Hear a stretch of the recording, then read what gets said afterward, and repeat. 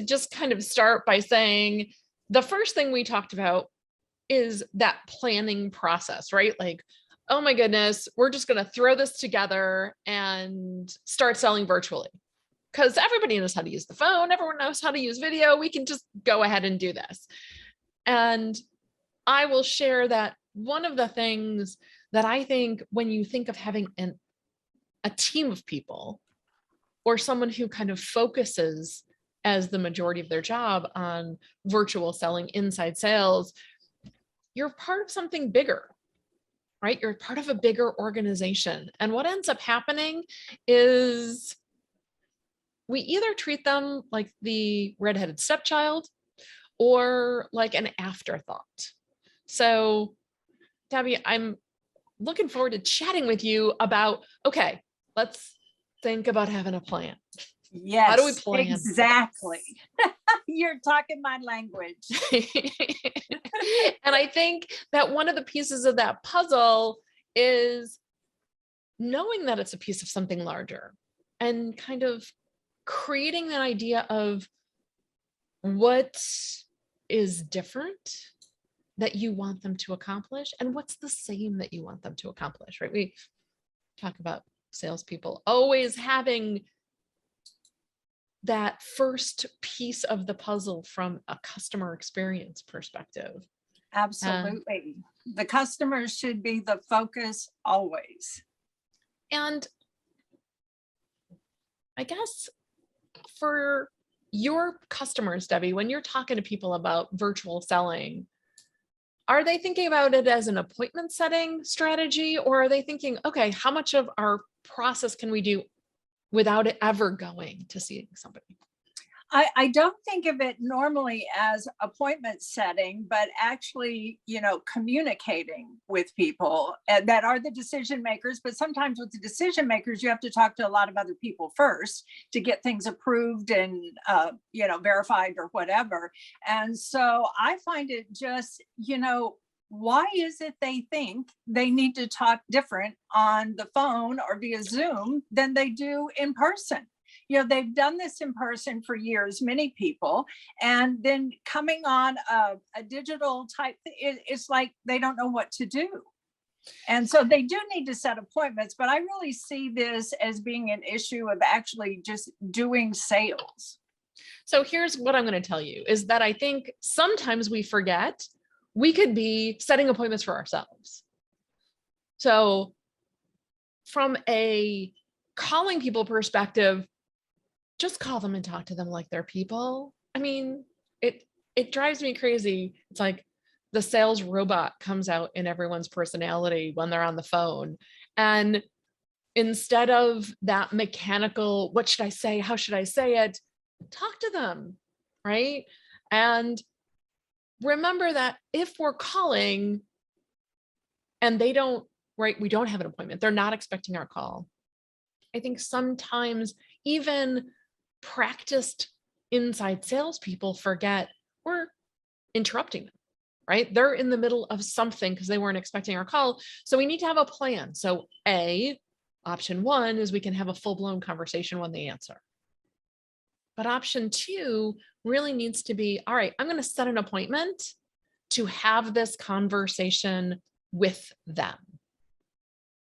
And that way it feels even more like what it feels like when you're in person.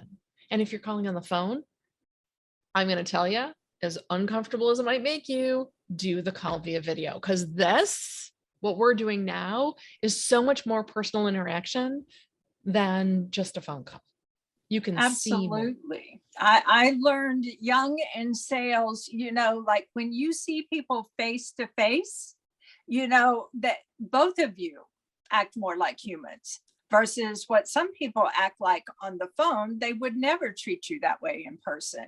So I'm with you, Lynn. If we haven't discovered anything else during COVID, but how to use Zoom so we can actually see our customers and help that develop our relationship is fabulous. So how is the virtual salesperson different than the outside salesperson? Well, so I will tell you, I get all sorts of nervous if I have to go actually visit a customer. Like it is like hyperventilating. I can do it, but I have to really think differently, right? Because my whole career has been inside. And I will tell you, it's funny because you and I have had this conversation like, okay, you would 100% rather go see somebody. Yes, I would. And I think that is so hard. And you think what I do is so hard. And so part of it is we need to look at the personalities of like our personality.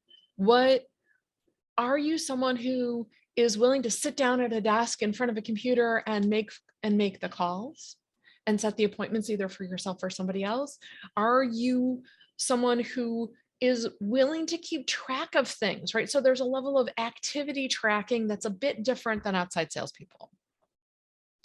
I also think that although I've always had an inside sales job where I was responsible for everything, the biggest difference to me is it might take 10 phone calls with 7 different people, 7 minutes at a time,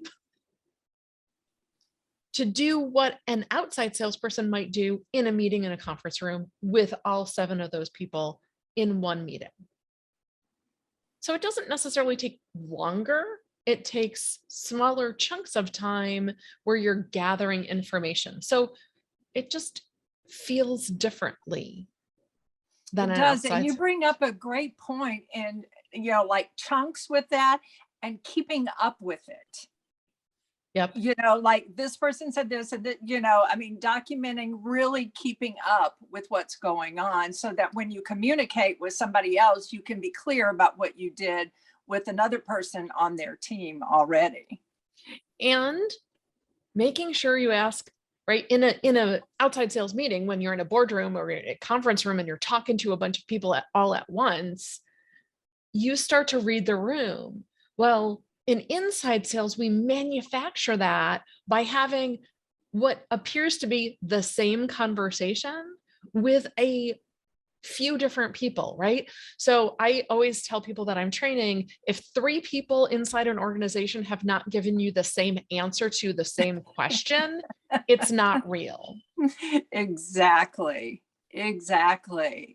Well, wonderful. Do we have any questions, Krista, in our chat from anyone yet?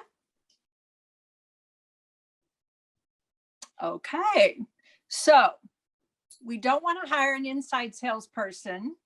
Training for outside sales. They aren't the same skill sets or even the personality types, just like you've just talked about you and me.